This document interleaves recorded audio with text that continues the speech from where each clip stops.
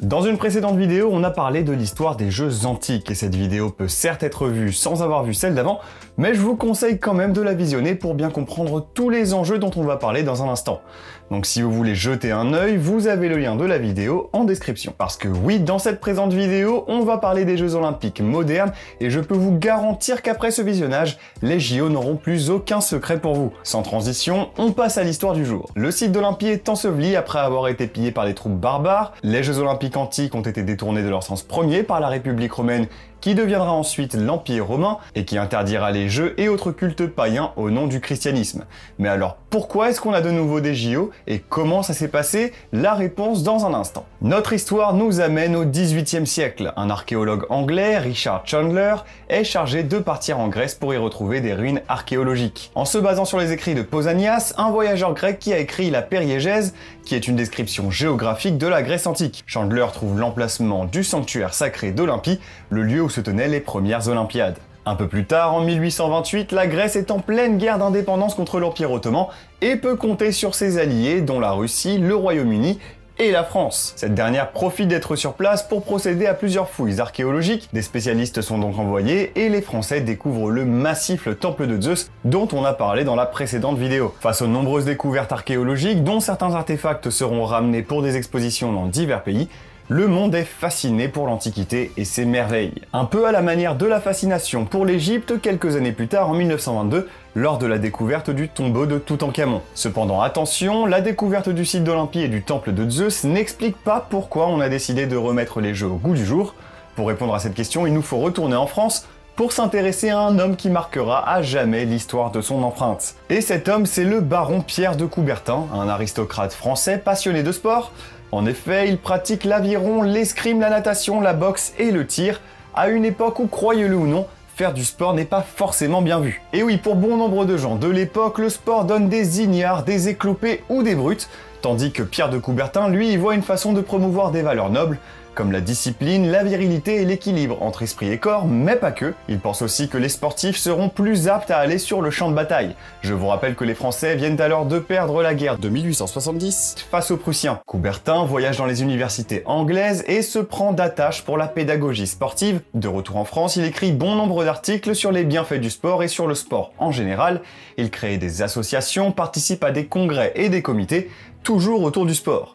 En 1892, ce grand passionné de sport annonce pour la première fois sa volonté d'une restauration des Jeux antiques lors du 5e anniversaire de l'Union des sociétés françaises de sport athlétique. Cette idée mettra 2 ans à germer dans l'esprit des aristocrates français, et en 1894, à la Sorbonne, lors du congrès pour le rétablissement des Jeux antiques, la décision est prise de faire renaître les Jeux, et ce grâce à l'entêtement de Coubertin, mais aussi grâce à son discours qui prône l'humanisme, l'internationalisme, la fraternité entre les jeunesses du monde et l'avènement du pacifisme. La décision est prise, les Jeux Olympiques vont renaître.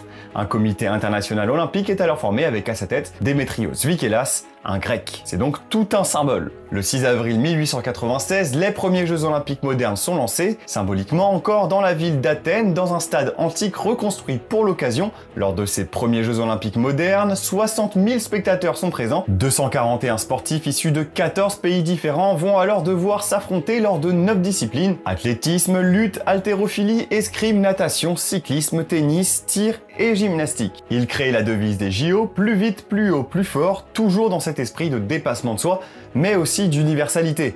C'est pourquoi les Jeux se tiennent dans une ville et dans un pays différent à chaque édition. Les athlètes sont alors invités à performer sous le même drapeau, un drapeau créé par Coubertin lui-même et qui encore aujourd'hui est le symbole des JO, les 5 anneaux entrelacés qui représentent les 5 continents. Autre volonté de Coubertin, les sportifs doivent être amateurs, l'argent ne doit pas salir l'idéal olympique, un détail qui a son importance, mais on y reviendra plus tard. Les vainqueurs de ces premiers Jeux reçoivent une médaille d'argent et un rameau d'olivier, comme en Grèce antique, et un diplôme. Le second, lui, obtient une médaille faite de cuivre, une branche de laurier et un diplôme également. Les premiers Jeux Olympiques connaissent un franc succès. Le rêve de Pierre de Coubertin prend vie, et en 1908, lors d'un dîner en Angleterre en plein JO de Londres, il paraphrase ce que lui a dit l'archevêque de Pennsylvanie. L'archevêque dit en effet: l'important dans ces Olympiades, c'est moins d'y gagner que d'y prendre part. Une citation qu'il paraphrase par la suite en disant: l'important dans la vie, ce n'est point le triomphe, Mais le combat, ce n'est pas d'avoir vaincu, mais de s'être bien battu, et qui deviendra peu à peu, l'important c'est de participer. Mais là, attention, l'œuvre de la vie de Pierre de Coubertin semble avant-gardiste, mais il est important de noter que plusieurs initiatives ont tenté de remettre les JO au goût du jour, sans toutefois y parvenir totalement. Par ailleurs, là on dépeint le baron comme un héros, mais il n'en était pas moins le fruit de l'aristocratie française du 19e siècle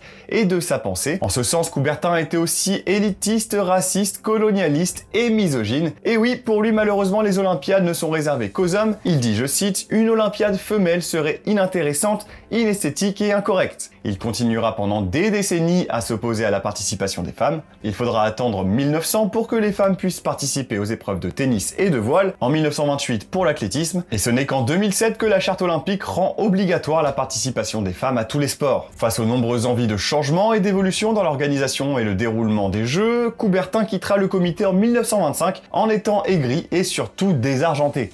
Il meurt en 1937 et est enterré à Lausanne, mais son cœur, lui, est mis en terre sur l'ancien sanctuaire sacré d'Olympie. Mais les Jeux Olympiques, eux, continuent de prospérer. Et ces valeurs aussi, il faudra cependant attendre 1960 pour la création des Jeux Paralympiques, accentuant un peu plus les valeurs d'universalité et du sport pour tous. Et tout s'accélère en 1924, les premiers Jeux Olympiques d'hiver sont organisés à Chamonix. Peu à peu, les médailles remplacent les couronnes d'Olivier, une médaille d'or pour les premiers, d'argent pour les deuxièmes et de bronze pour les troisièmes.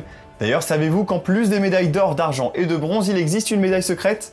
La médaille Pierre de Coubertin, qui récompense l'esprit fair-play et olympique des athlètes, mais aussi parfois des organisateurs ayant œuvré pour développer le sport dans leur pays. Décernée seulement 23 fois, cette médaille est considérée par beaucoup comme la plus grande distinction des Jeux, au-dessus même de la médaille d'or.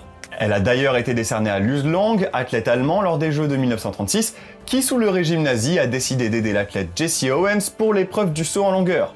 Owens avait déjà mordu 2 fois et Luz Lang lui conseille alors d'allonger un peu sa foulée, lui permettant de se qualifier et de remporter l'or face à ce dernier. Lors de ces mêmes Jeux à Berlin, sous l'Allemagne nazie d'Hitler, la flamme olympique est mise en place. Elle part d'Olympie, aujourd'hui encore d'ailleurs, jusqu'à la ville organisatrice. Le ou les derniers relayeurs allument la vasque olympique qui ne s'éteint qu'à la fin des Jeux. Ces Jeux de Berlin sont aussi les premiers Jeux télévisés et voient l'Allemagne nazie remporter le plus de médailles. Une vitrine parfaite pour le régime nazi qui souhaite diffuser ses idées. Malgré les bonnes performances des athlètes allemands, l'athlète Jesse Owens rafle lui 4 médailles d'or. Dorénavant diffusées à la télévision, les Jeux revêtent peu à peu un caractère et un rôle politique. Lors des Jeux de 68 à Mexico, au terme de la finale du 200 mètres, Tommy Smith et John Carlos étant arrivés respectivement 1er et 3e, lèvent leurs poings gantés et baissent la tête en opposition aux violences raciales dans leur pays. En 1972, lors des Jeux de Munich, des terroristes palestiniens prennent en otage des athlètes israéliens. Cette prise d'otage virera au bain de sang où tous les athlètes perdront la vie. Les Jeux Olympiques sont devenus une véritable vitrine politique. Pendant la guerre froide, l'Union soviétique boycotte les Jeux qui se déroulent aux États-Unis. De même pour les Américains lors des Jeux en URSS. La performance sportive devient alors un argument au détriment parfois de la vie des athlètes. C'est l'âge d'or du dopage. Des athlètes soviétiques tombent volontairement enceintes pour augmenter leur taux d'hormones et être plus performantes, quitte à avorter juste après. Bien loin de l'idéal olympique porté par Coubertin, les Jeux deviennent peu à peu le reflet de notre société, et la médiatisation grandissante des Jeux n'y est pas pour rien. Si aux Jeux de Paris en 1924 on ne compte que 1000 journalistes, les Jeux sont télévisés dès 1936. En 1960 à Rome, pour la première fois, la diffusion se fait en direct, et à partir des Jeux de 1984 à Los Angeles, les Jeux sont financés pour la première fois par le secteur privé et les sponsors. Le Jeu de Pékin rassemble plus de 5 milliards de téléspectateurs. Les Jeux Olympiques représentent désormais une mine d'or publicitaire. On passe de droits télévisés d'une valeur d'1 million de dollars en 1960 à plus de 2 milliards de dollars en 2012 pour les JO de Londres. On s'éloigne donc petit à petit de l'idéal olympique, tant les retombées économiques sont colossales. Plus d'amateurisme, les sportifs sont majoritairement professionnels, le choix des villes et des pays accueillant les Jeux s'inscrit dans une politique de conquête de parts de marché où les droits télévisés dépassent largement le milliard de dollars. Le rêve de Coubertin qui prônait une compétition internationale placée sous le signe de l'universalité, de la fraternité et du dépassement de soi se voit peu à peu entravé par l'argent et son importance pour les pays hôtes mais aussi pour les athlètes. Il ne s'agit plus uniquement de représenter son pays mais aussi de participer partir à la chasse au record, de décrocher des primes. L'aspect financier dont Coubertin voulait se priver est désormais omniprésent. Il nous suffit de voir le nombre de sponsors différents à chaque édition. On retiendra la citation du seul coureur de l'histoire à avoir remporté le 5000 mètres, le 10 000 mètres et le marathon lors de la même édition des Jeux à Helsinki. Emil Zatopek, celui qui est considéré comme le plus grand coureur de tous les temps, dit « Un athlète ne peut pas courir avec de l'argent dans ses poches, il doit courir avec de l'espoir dans son cœur et des rêves dans sa tête. » C'est la fin de notre épopée à travers les âges autour des Jeux Olympiques. Comme toujours, mettez votre avis en commentaire, je réponds à tout le monde. Et mets un like si ça t'a plu, mais surtout abonne-toi. C'était Guillaume, je vous dis à très vite sur Vue des Gradins.